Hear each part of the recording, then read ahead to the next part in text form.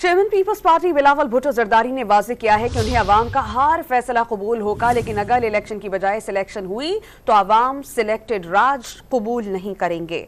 مردان میں جلسہ عام سے خطاب میں بلاول بھٹو نے پرانی سیاست کو پاکستان کا سب سے بڑا دشمن قرار دیتے ہوئے کہا کہ جو لوگ پرانی سیاست کر رہے ہیں وہ الیکٹیبلز کی تلاش میں ہیں۔ اب ہمیں نئی سیاست کا آغاز کرنا ہے۔ مہنگائی، بے روزگاری اور غربت کے مسائل کا حل صرف انتخابات میں پیپلز پارٹی کو کامیاب کروانا ہے۔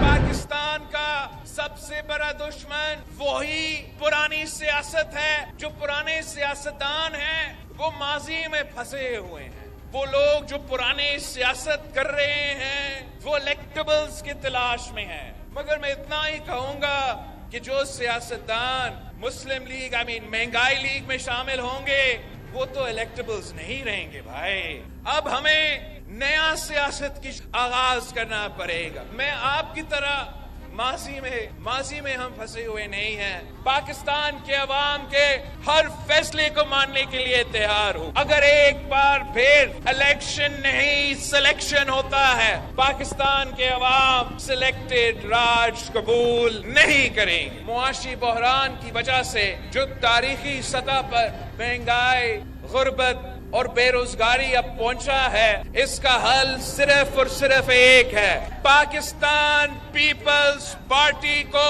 آنے والے الیکشنز میں ہم نے جتوانا ہے، کامیاب کرنا ہے۔